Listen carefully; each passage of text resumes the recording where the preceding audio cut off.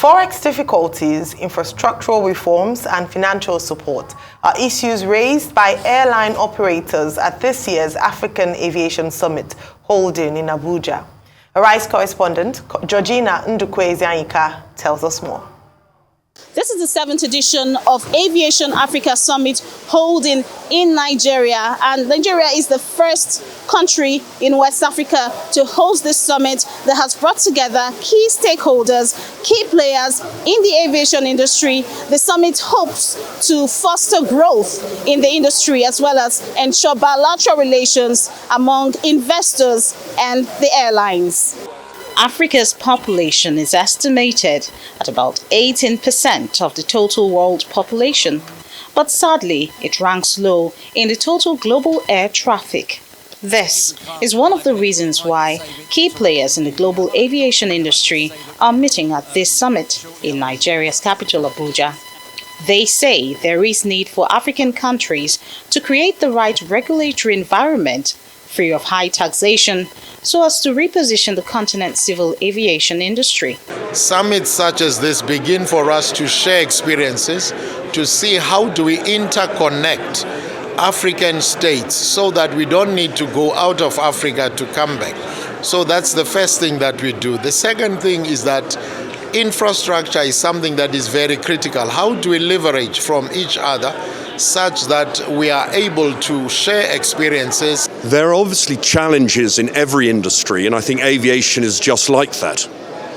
The most important way is to be the best of the best, to keep the highest standards everywhere, and then you have the best chance of surviving and growing. What I think we should do in Nigeria, for example, is to domesticate our regulatory framework to be supportive of the growth of the industry, and then encourage the finance sector to see reason as to why investment into the sector should be. But now they are too reluctant to do it, because when you put money into aviation, it's like throwing it into the dustbin.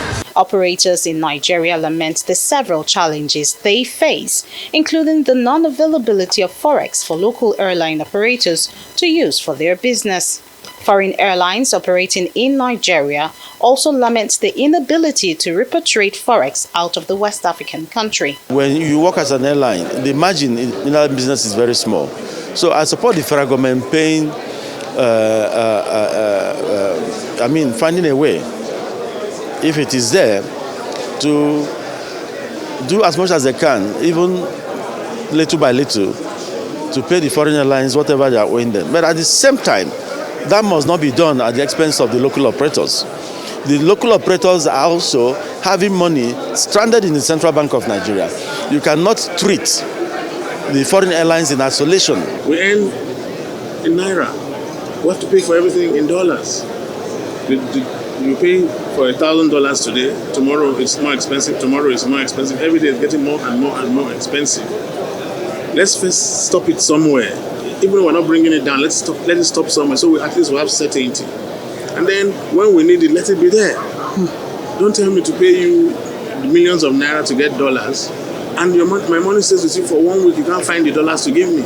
Officials of the International Air Transport Association present here also say high interest rates, which at times get to over 25%, continues to kill African carriers, thereby preventing airlines from competing with their counterparts in other parts of the world.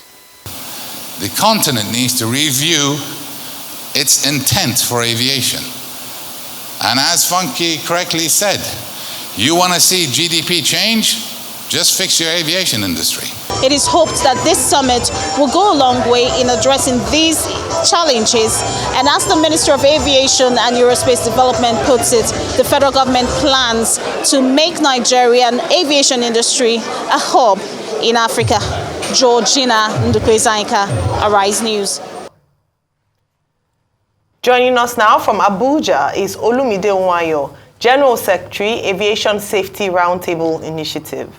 Good morning and welcome to the morning show. Thank you for having me. Good morning. Well, Mr. Ohunayo, we just want your take on some of the developments in the conversations at the Aviation Roundtable conference which you attended, particularly President Tinubu promising that, look, FX issues with airline operators of Nigeria will be sorted out, and directing the CBN to have conversations with them around that matter. Yeah, well, commendable, and I want to also be hopeful that this is not the first time these orders have been given to the central bank. The former president and the immediate past minister did the same thing, and the central bank did not come up with anything tangible, or just a promissory notes. And I think with what has happened with the discussion with the United Arab Emirates government, whereby that issue was the reason for Emirates leaving Nigeria, the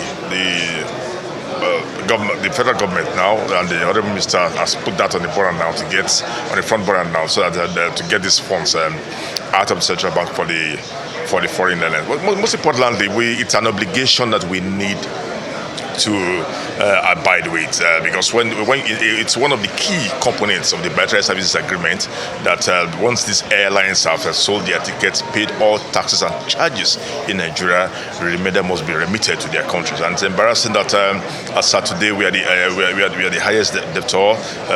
We have the highest trapped funds in the world compared to other countries, and we need to work on that. And I just hopefully, I hope this time around there will be engagement, and there should be. I expect that the central bank should start the process of getting some of these remittance out. Well, also just talking about the president's speech through the Minister of Aviation and Aerospace Development, where he talked about more support for local airline operators. How confident are you about that, and what would you take out from that speech in terms of the government acting on and implementation? I think there's one thing that we need to, just one word. Once that interest is national and not self, then all the issues with respect to domestic airlines, domestic issues, getting slots, getting support, all that will be settled. It just wants to move that interest from self to national. And if they're ready to just do what they need to do, and restricting themselves to just the policy making and support for each and every component of the industry, definitely what he has said will come to pass. We've heard this from all the ministers that have come before now, and we are still in the doldrums. But hopefully, I just hope this will change moving forward. From what I saw in him yesterday, it was coming straight from the United Arab Emirates, and he came out with a roadmap, tweaked from what was handed over to him, and it was all on fire yesterday, saying that he's ready to change things, and it was. And I think one of the things he said yesterday that I was impressed about was that any new aircraft being brought into Nigeria, that company must set up a repair organization within Nigeria, and I think that was splendid. It was well applauded, and we just hope that will be implemented. All right, thank you very much, Mr. Ohunayo.